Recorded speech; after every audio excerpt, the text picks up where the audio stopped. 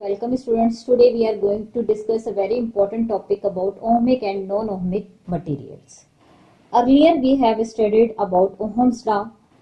Basically, Ohm's law provides information about resistance. Actually, what is resistance? When we talk about the resistance, we can say resistance is a measure of how difficult for electric current to pass through the conductor. यानी basically जब हम Ohm's law की बात करते हैं तो हम ये कहते हैं कि ohm's law provided a relationship between potential and current, और इसमें एक फैक्टर हमने रेजिस्टेंस का भी पढ़ा है. अब हम ये कहते हैं कि basically on the basis of Ohm's law we divide और categorize the materials in two types. One is ohmic materials and other one is the non ohmic materials. As the name shows, जो ohmic materials होते हैं, such type of materials which strictly obey Ohm's law are called ohmic materials. ऐसे materials को हम ohmic materials का नाम देते हैं कि जो basic equation Ohm's law की उसको obey करते हैं. For example, when we talk about the conductor, अगर हम एक conductor की बात करें और हम ये कहें कि अगर हम कंडक्टर में उसको पोटेंशियल प्रोवाइड करते हैं, यानी इट मीन्स के वी प्रोवाइड अ पोटेंशियल, और क्या होगा कि कंडक्टर में अगर हम ये कहें कि हम पोटेंशियल देते हैं तो करंट इंक्रीज होता है. But in ohmic material we have to obey one thing, that the temperature means resistance remains constant. अब अगर हम यहाँ ग्राफ ड्रॉ करते हैं ऐसे कंडक्टर का कि जिसको हम पोटेंशियल दे रहे हैं और उसके साथ करंट है, यहाँ एक्स एक्सिस पे हमने पोटेंशियल लिया है और वाई एक्सिस पे हमने करंट लिया है. हम यहाँ भी वाई एक्सिस पे पोटेंशियल और एक्स एक्सिस पे करंट ले सकते हैं, बस लाइन लीनियर होगी लेकिन स्लोप कैन बी चेंज्ड. अब हम ये कहते हैं कि in this case when we provide the potential, अब यहाँ हम पोटेंशियल दे रहे हैं कंडक्टर को, तो जैसे जैसे पोटेंशियल की वैल्यू इंक्रीज हो रही है उसके साथ करंट की वैल्यू इंक्रीज हो रही है. ये देखें, यहाँ पोटेंशियल की वैल्यू इंक्रीज, यहाँ करंट की वैल्यू इंक्रीज, यहाँ पोटेंशियल बढ़ा, यहाँ करंट. तो it means that this is a linear behaviour. यानी ये जो ग्राफ है it shows a straight line and this shows this is the ideal condition of Ohm's law. ये ओहम्स लॉ की आइडियल कंडीशन को रिप्रेजेंट कर रहा है. तो इस तरह के मटेरियल्स के जिसमें हम जब ग्राफ प्लॉट करें तो we will have a straight line, such type of materials are the examples of the ohmic materials. ऐसे मटेरियल्स को हम ओहमिक मटेरियल्स का नाम देते हैं. बट हर ऐसे केसेस हर उसमें नहीं होते हैं. It can be a case to case vary करता है. व्हेन वी कम towards the non-ohmic material, this is the second type of the material. So non-ohmic material जो होता है, unlike the ohmic materials, it does not obey the Ohm's law. यानी such type of materials जो होते हैं in which graph is not a straight line or which do not obey the Ohm's law, strictly obeys Ohm's law, such materials are called the non-ohmic materials. The examples of non-ohmic materials are a filament lamp and semiconductor diode. ये इसकी बहुत prominent examples हैं. अब अगर हम बात करें filament lamp की, तो यहाँ हमने ग्राफ अगर प्लॉट करना है फिलामेंट लैंप का, तो अगेन हम एक्स एक्सिस पे इसको वोल्टेज एक्सिस कहते हैं और वाई एक्सिस को हम करंट एक्सिस कहते हैं. अब यहाँ सिचुएशन ये होती है कि जब हम यहाँ इसको ओरिजिन से स्टार्ट करते हैं, ओरिजिन पे देखें पोटेंशियल की वैल्यू 0 तो करंट की वैल्यू 0. अब हमने क्या किया है, initially when you observe the graph, तो इनिशियली क्या है, when we increase the voltage the current will be increased by increasing the voltage.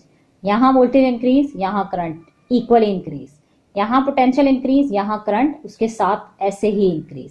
But after a certain time when we increase the voltage the current does not increase. यहाँ पे current देखें, यहाँ देखें, इसमें abrupt change नहीं आ रहा बल्कि current क्या है, चेंज नहीं हो रहा है. अब हम ये कहते हैं कि इट मीन्स के here the graph is not a straight line. It means filament is not a non-ohmic is not a ohmic material. This shows the non-ohmic behavior. क्यों? इसकी रीजन ये है कि ये डेविएशन जो स्ट्रेट लाइन से हो रही है इट्स रीजन इज दैट कि V is equal to I R में जो रेजिस्टेंस का फैक्टर है ये कांस्टेंट नहीं रहा, यानी हमारे पास जो रेजिस्टेंस है, इंक्रीज है रेजिस्टेंस में जो आ रहा है, that is due to the increase of temperature. अब हम ये देखें, अगर हम ये कहें कि जो पोटेंशियल डिफरेंस था अक्रॉस द फिलामेंट लैंप वो इंक्रीज हुआ है, जब वो इंक्रीज हुआ है तो डेफिनेट सी बात है कि करंट भी इंक्रीज हो रहा है।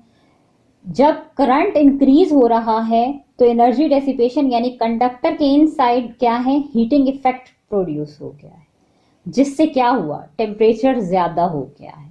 जब टेम्परेचर ज्यादा हुआ तो इलेक्ट्रॉन्स की कोलिजन्स बढ़ गई। जब इलेक्ट्रॉन्स की कोलिजन्स आपस में बढ़ी तो इट मींस दैट कि टेम्परेचर के इंक्रीज होने से, कोलिजन्स के बढ़ने से रेजिस्टेंस का फैक्टर कांस्टेंट नहीं रहा।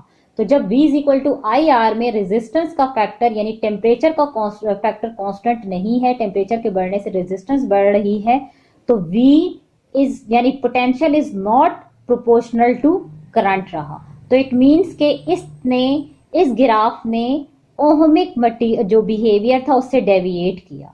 तो सच type of behaviour in which a line is not a straight line, जिसमें उस ग्राफ ने, उस मटेरियल ने स्ट्रेट लाइन के बिहेवियर से डेविएट किया, उसको नॉन ओहमिक बिहेवियर का नाम दिया, क्योंकि यहाँ रेजिस्टेंस का फैक्टर कांस्टेंट नहीं आ रहा है। तो सच type of material is called the non ohmic material. अब हम सेकेंड टाइप जो है सेमीकंडक्टर डायोड की तरफ आते हैं। तो सेमीकंडक्टर डायोड में भी हम यहाँ देखें, this is the again a non ohmic material, example of a non ohmic material. जब हम यहाँ पोटेंशियल और करंट एक्सिस की बात करते हैं तो ये है, ये पॉजिटिव जो एक्सिस, एक्स एक्सिस और वाई एक्सिस है, ये फॉरवर्ड बाइस्ड जो है कंडीशन को शो कर रहा है, यानी फॉरवर्ड बाइस, जब सेमीकंडक्टर फॉरवर्ड बाइस होगा तब, और ये आपके पास जो नेगेटिव है ये रिवर्स बाइस को शो कर रहा है। अब जब हम फॉरवर्ड बाइस में देखते हैं तो अगेन सिमिलर हम ये बात करते हैं कि सेमीकंडक्टर देखें, फॉरवर्ड बाइस में इनिशियली अगर हम इंक्रीज करते हैं पोटेंशियल को, यहाँ देखें, यहाँ हम जब इंक्रीज कर रहे हैं पोटेंशियल इंक्रीज हो रहा है, but the current remains the same, current increase नहीं हो रहा है, यानी current does not change. Now more increase the voltage, the current starts to increase. यहाँ करंट ने क्या किया, इंक्रीज करना स्टार्ट कर दिया। इट मीन्स कि जो ये बिहेवियर है, this is the non ohmic behaviour, और यहाँ जो ये स्ट्रेट लाइन है, ये जो स्ट्रेट लाइन है, ये ओहमिक बिहेवियर को लिटिल बिट शो कर रही है।